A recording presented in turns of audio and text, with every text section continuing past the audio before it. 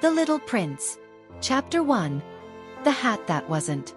The boy sat at his desk, crayons scattered across the table, the paper trembling beneath his eager hand. He drew a serpent that had swallowed an elephant, its bulging outline mysterious, suggestive of hidden worlds. He carried the drawing to the adults, eyes shining with anticipation. They glanced at it, chuckled, and declared, "Why, it's a hat!" The boy's heart sank. He tried again, sketching the inside view, the elephant curled within the serpent's belly. But the adults shook their heads, advising him to abandon childish fantasies and focus on geography, arithmetic, and grammar. In their world, imagination was frivolous, a distraction from productivity. This moment was more than disappointment. It was the first fracture between child and society. The boy discovered that grown ups see only surfaces, never depths. They reduce mystery to utility, wonder to function. The serpent became a hat because adults had lost the ability to see beyond appearances. In that instant, the desert of modern rationality opened before him. A barren landscape where imagination could not survive. Chapter 2. The Desert Encounter. Years later, the boy had become a man, a pilot navigating the skies. One day, his plane faltered above the Sahara, forcing him down into the endless sand. Alone, with only the broken engine for company, he felt the crushing silence of isolation. Then, at dawn, a voice broke the stillness. A child stood before him, golden hair catching the light, eyes calm yet piercing. "Draw me a sheep," the child said. The pilot blinked, astonished. In the middle of the desert, where survival seemed paramount, the request was absurd. Yet it was precisely this absurdity that shattered the loneliness. The desert, symbol of Durkheim's anomie, became a stage for meaning. The child's presence was not escape but revelation. Imagination could rescue even the most barren landscape. The pilot sketched, fumbling, until he drew a box with holes. "The sheep you want is inside," he explained. The child's face lit up. For the first time, the pilot felt that his creativity mattered. The desert was no longer empty. It was alive with possibility. Chapter 3. Asteroid B612. The child spoke of his home, a planet no larger than a house. Yet within its smallness lay infinite care. Each morning, he pulled weeds, fearing the baobabs whose roots could split the soil. He cleaned his volcanoes, preparing them for eruption. He watched sunsets, sometimes dozens in a single day, for his planet was so small that he could simply move his chair a few steps to chase the horizon. His asteroid was fragile, but it was his world. In tending it, he embodied the struggle of the individual against forces that threatened to overwhelm. The baobabs were not plants but metaphors for unchecked social decay, roots that could consume everything if ignored. The prince's diligence was not mere routine. It was survival, a reminder that even the smallest world requires vigilance. The pilot listened, realizing that the child's planet was a mirror of human existence. We too live on fragile ground, threatened by forces we neglect. The prince's care was a lesson. Responsibility is the price of meaning. Chapter 4. The King's Empty Throne. The prince's travels took him to a planet ruled by a king. The throne was grand, the robes heavy, but the planet was empty. The king commanded obedience, though no subjects existed. "I am the ruler of all," he declared, gesturing to the stars. The prince, puzzled, asked for a sunset. The king replied, "I command the sun to set, but only when the conditions are right." Authority here was hollow, a parody of power. The king's legitimacy rested not on subjects but on the illusion of control. The prince realized that authority without community is meaningless. The king's commands echoed into emptiness, a symbol of societies that cling to hierarchy even when its foundations have crumbled. The throne was not power but performance, a ritual sustained by belief rather than reality. Chapter 5. The Vain Man. The prince landed on a planet where a man stood proudly upon a pedestal. His clothes shimmered, his hat tilted just so, and his eyes darted constantly toward the prince. "Ah! A visitor!" the man exclaimed. "Clap your hands so that I may be admired." The prince obeyed, clapping softly. The man bowed, basking in invisible applause. Yet when the clapping ceased, his face fell and he begged for more. "Admire me again," he pleaded. "For without admiration, I do not exist." The prince tilted his head, puzzled. Here was a man whose identity depended entirely on recognition. He was not a person but a mirror, reflecting only the gaze of others. The prince saw in him the emptiness of narcissism, the fragility of a self built upon applause. It was a lonely kingdom, sustained by vanity, where silence was unbearable. Chapter 6. The Drunkard. On the next planet, the prince found a man slumped beside bottles. His eyes were hollow, his hands trembling. "What are you doing?" the prince asked gently. "I drink," the man replied. "Why?" "To forget."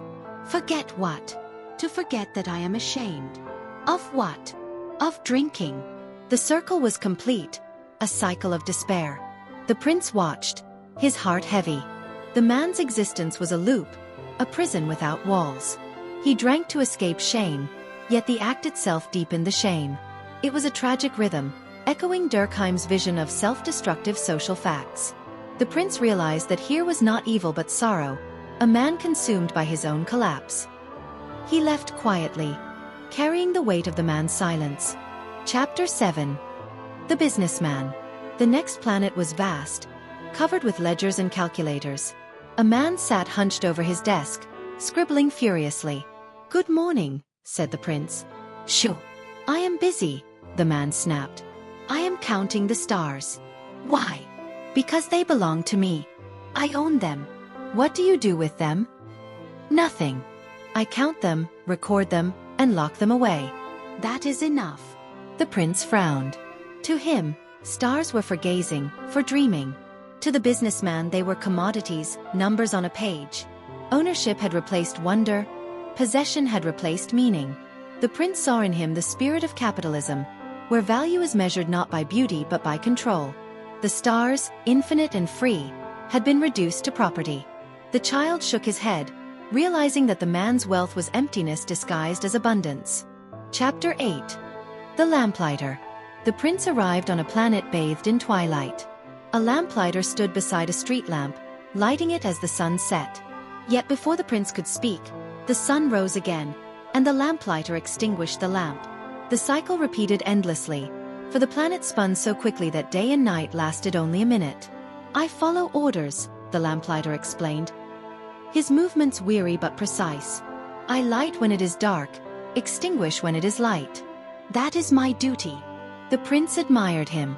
Unlike the others, the lamplighter's work was not selfish. Yet it was absurd, a routine stripped of meaning. He labored without rest, enslaved to rhythm, alienated from purpose. The prince saw in him the plight of modern workers, trapped in cycles that sustain life yet erode spirit.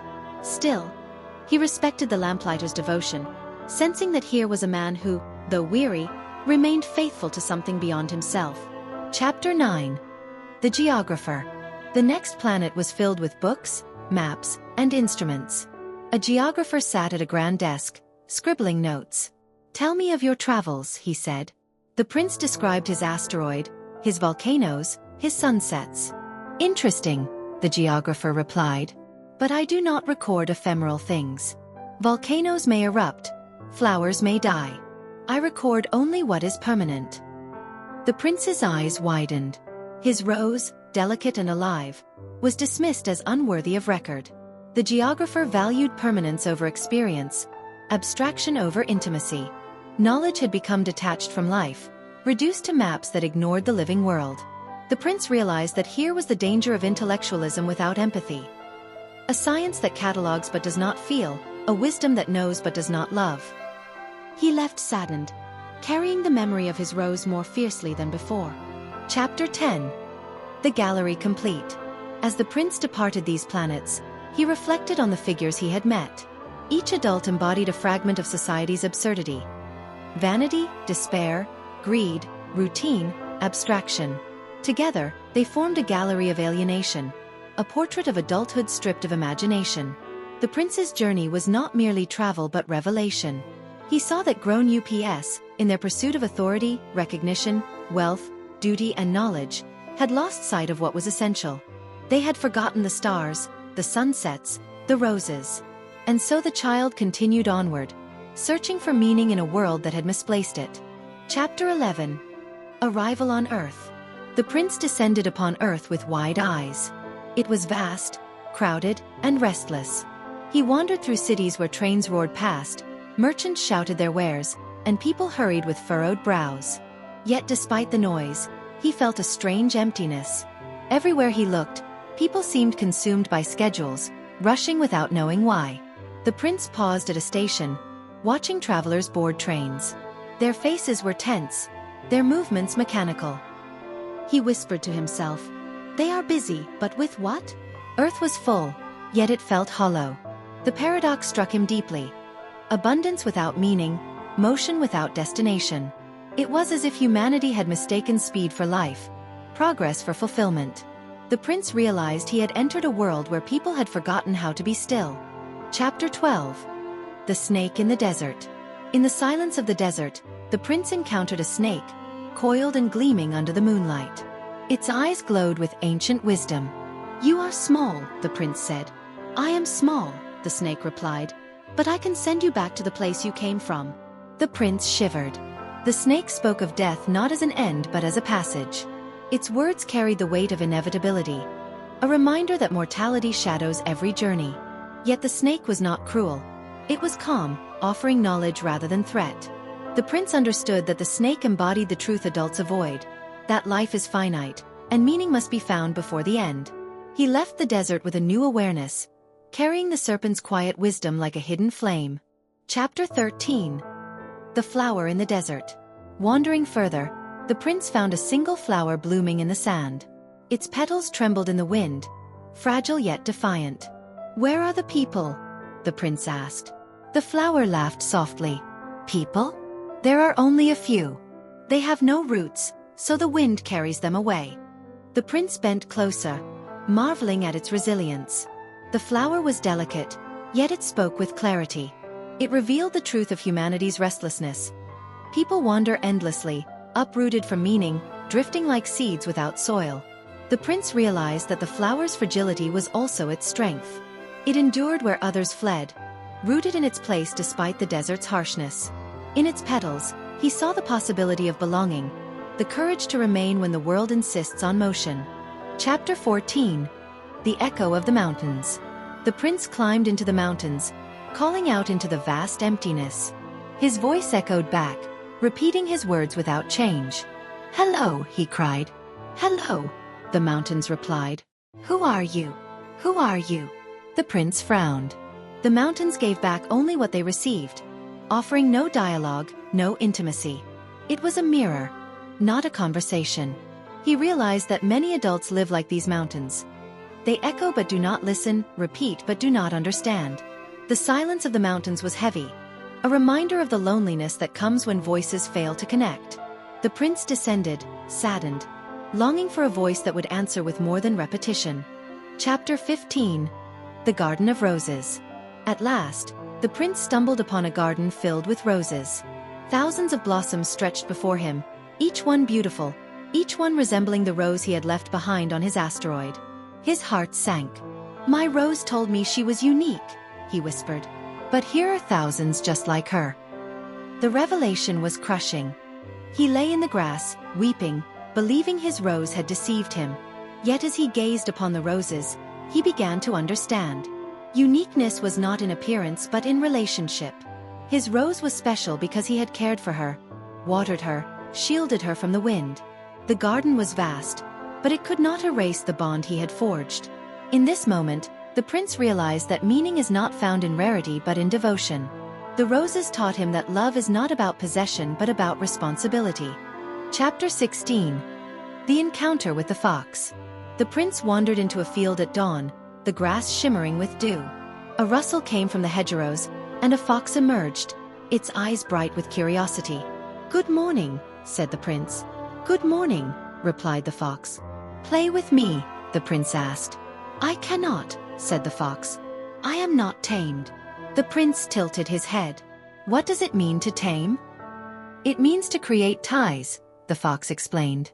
"To me, you are just a little boy like 100,000 others. But if you tame me, we will need each other. You will be unique to me, and I to you." The prince listened, his heart stirring. He realized that taming was not possession but relationship, a weaving of invisible threads. In the fox's words, He heard the echo of Martin Buber's I, thou. The transformation of anonymity into intimacy. Chapter 17. The Secret of the Heart. Days passed, and the prince returned to the fox each morning. They sat together, silent at first, then speaking softly. The fox grew less wary, its eyes gentler, its movements slower. The bond was forming. At last the fox whispered, "Here is my secret. One sees clearly only with the heart. What is essential is invisible to the eye." The prince's breath caught. The words were simple, yet they carried the weight of truth. Adults, he thought, see only appearances, numbers, possessions, routines. But the heart perceives what eyes cannot. Love, loyalty, meaning. The fox's secret was not a lesson but a revelation, a light piercing the fog of modern life. Chapter 18. The Pain of Parting. The time came for the prince to leave. The fox stood quietly, its tail brushing the grass. "I shall weep," the fox said. "It is your fault," the prince replied. "You asked to be tamed." "Yes," said the fox, "but now you are unique to me. The wheat fields, golden in the sun, will remind me of your hair. I will hear your laughter in the wind. Though I suffer, I am richer for having known you." The prince's eyes filled with tears. He understood that love carries both joy and sorrow, that to bind oneself to another is to risk pain.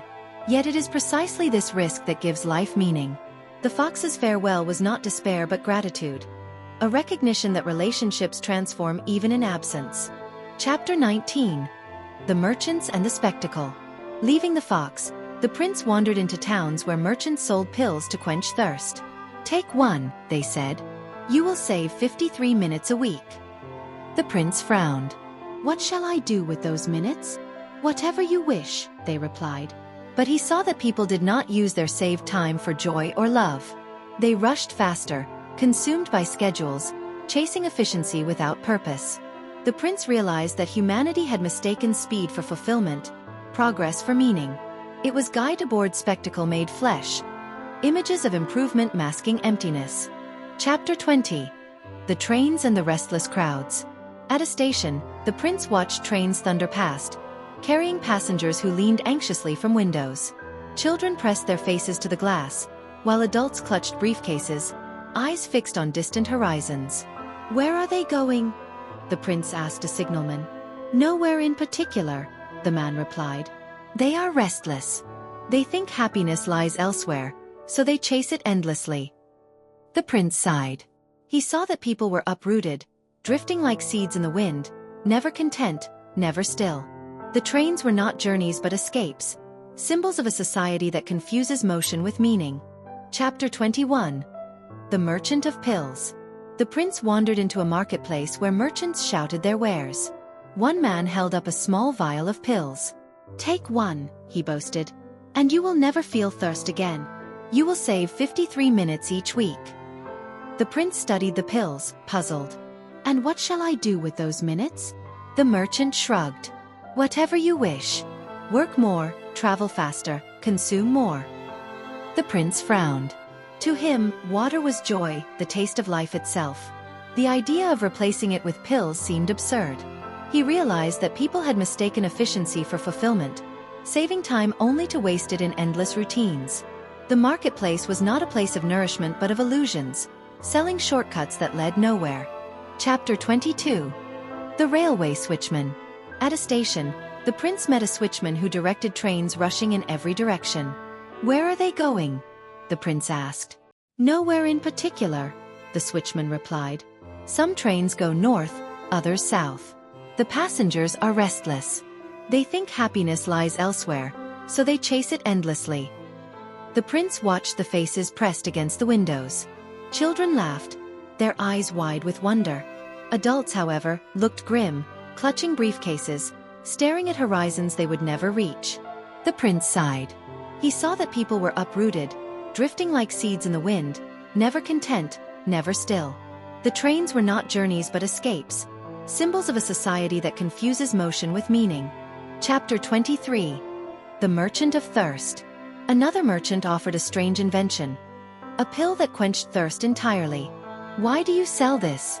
the prince asked. "To save time," the merchant replied. People no longer need to drink. They can work longer, move faster. The prince shook his head. If I had 53 minutes to spare, I would walk slowly to a fountain. I would drink water, feel the coolness, and watch the sunlight dance upon its surface. The merchant laughed, but the prince's words lingered. He understood that humanity had forgotten the beauty of simple acts, replacing them with mechanical efficiency. To drink water was not waste but wonder, a ritual of life itself. Chapter 24. The Desert Reflection. The prince and the pilot sat together in the desert, the stars glittering above. Their canteen was nearly empty, and thirst gnawed at them. Yet in the silence, the prince spoke softly. Water is not only for the body. It is for the heart. The well we seek is more than a source. It is a gift, a reminder that meaning lies in small essential things. The pilot listened, realizing that the child's wisdom was deeper than survival. The desert, barren and vast, became a mirror of modern life. Full of motion yet starved of meaning. The prince's words were a revelation that joy is found not in saving time but in savoring it. Not in rushing but in dwelling. Chapter 25. The Well in the Desert. The desert night was silent, the stars shimmering like lanterns hung in eternity. The pilot and the prince walked slowly, thirst gnawing at them. Yet the prince's voice was calm. Water is not only for the body, he said. It is for the heart. The well we seek is more than a source. It is a gift. At dawn, they found a well hidden among the dunes. Its pulley creaked, the rope groaned, and the bucket rose heavy with water. The pilot lifted it, and the prince drank. His eyes shone, not merely with relief but with joy. The water tasted of sunlight, of laughter, of childhood. It was more than survival. It was meaning. The pilot realized that the well was a metaphor. In the desert of modern life, one must dig deep to find what sustains the soul. Efficiency, speed, and possession cannot quench thirst. Only the essential invisible truths can. Chapter 26. The Farewell. The prince grew quiet, his gaze fixed on the horizon. It is time, he whispered. I must return to my star. The pilot's heart clenched. But you will leave me alone. The prince smiled gently. I will not leave you. When you look at the stars, you will hear my laughter. It will be as if all the stars are laughing with me.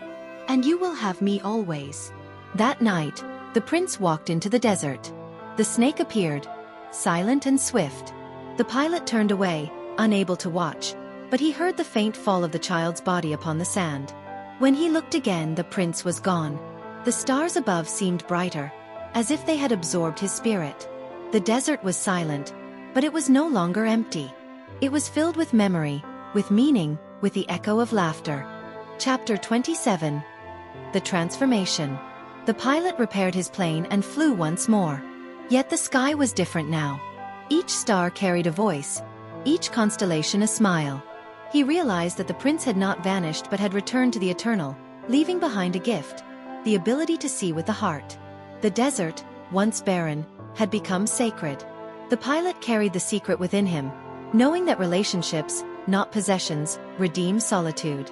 The prince's departure was not death but transcendence, a reminder that meaning is discovered through bonds, not through ownership or speed. Conclusion.